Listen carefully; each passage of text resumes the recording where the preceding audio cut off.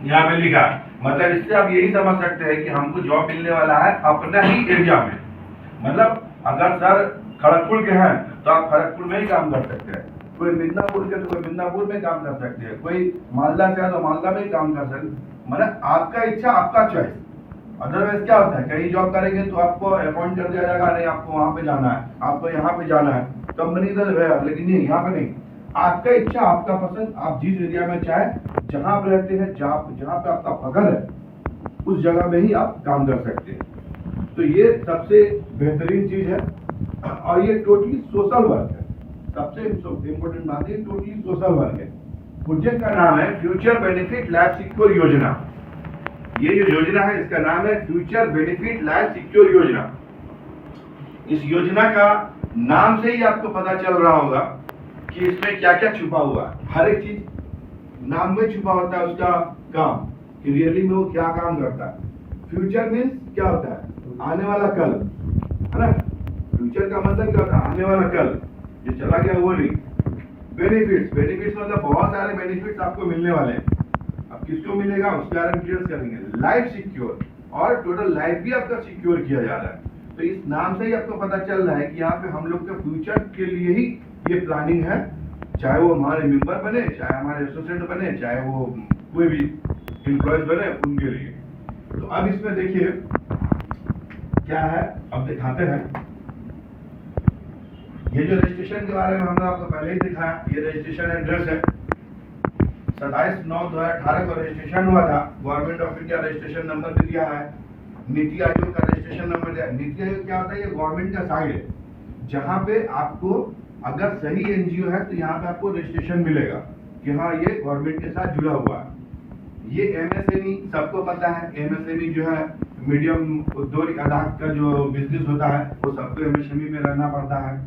12 का unique registration, 80G registration और pan card registration. 12 का मतलब क्या होता है आप लोगों को पता है या नहीं, बोलिए, पता है या नहीं? अगर तो बोलिए तब तो मेरे को भी इंतजार आएगा। नहीं, 12 का मतलब होता है, ये एनजीओ के लिए ही होता है। अब वो इसलिए होता है क्योंकि एनजीओ में फंड बहुत आते हैं और हर जगह से आते हैं। अगर आपका एफसीआर किया हुआ तो विदेश से भी फंड आ सकता है, डोनेशन।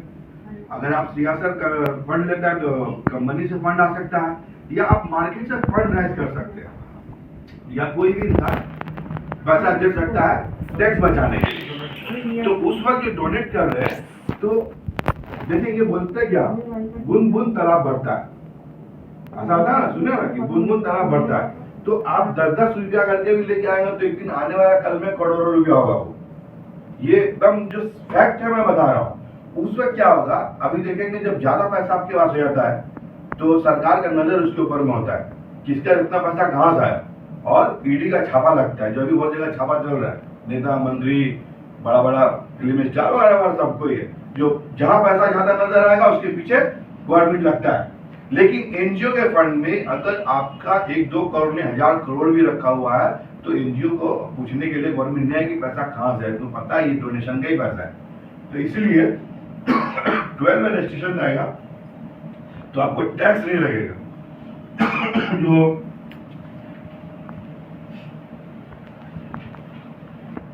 कोई भी पैसा होता है उसके ऊपर में गवर्नमेंट टैक्स लेता है, यहाँ पे उस पैसे पे टैक्स नहीं लगेगा, सबसे बड़ी बात, क्योंकि वो डोनेशन का पैसा है।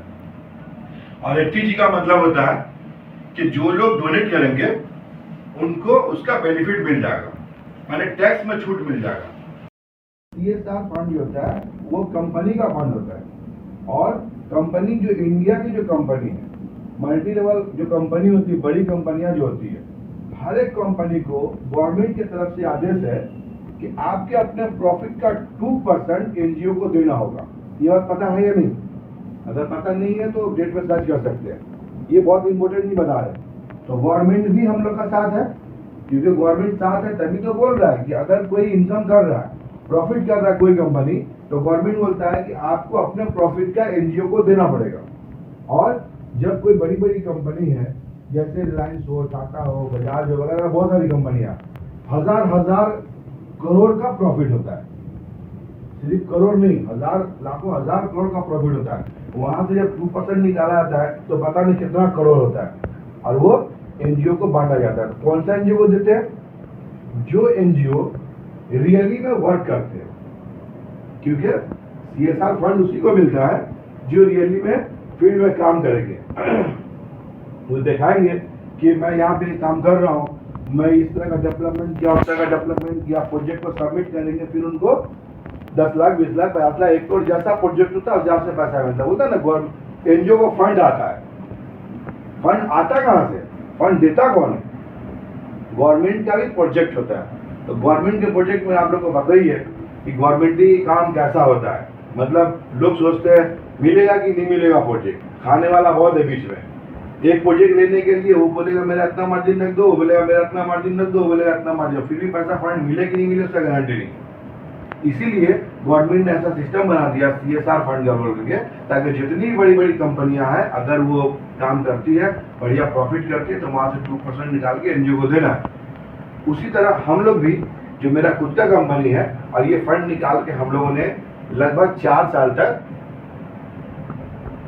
काम किया एनजीओ के ऊपर में। जैसे कोरोना के समय में सबको पता है कि कितना सारा प्रॉब्लम हुआ, पूरा देश पूरा दुनिया प्रॉब्लम में फंस गया, लोग बेरोजगार हो गए, खाने के लिए पैसा नहीं है, घर से नहीं निकल पा रहे, जगह जगह कैंप लगाया जा रहा है खाने के लिए, जगह जगह लोग जो काम करने वाले फील्ड में वो लोग अपना कर रहे हैं। हम लोग का भी आप रिकॉर्ड उठा के देख सकते हैं। आज तो दुनिया ऐसा हो गया जो डिजिटल हो गया। पहले के जमाने में 15-20 साल पहले लोग किसी को पता नहीं था क्या हो रहा है नहीं हो रहा, बाजू वालों को पता नहीं होता, लेकिन आज एक छोटा सा कांड होगा और इस तरीके से सोशल मीडिया में फटेगा कि सुबह में कांड होगा, शाम तक देखेंगे लाखों लोग देखिएगा। ये होता है, ये नहीं होता। सोशल मीडिया का पावर तो सभी को पता है, क्योंकि आपका यूट्यूब है, फेसबुक है, लिंक्डइन है, ट्विटर है, वगैरह वगैरह बहुत सारे चैनल्स है जो मतलब घंटा 2 घंटा में लाखों करोड़ों लोग देख लेते हैं अगर कुछ ऐसा चीज होता है। तो आजकल कोई भी चीज छुपता नहीं।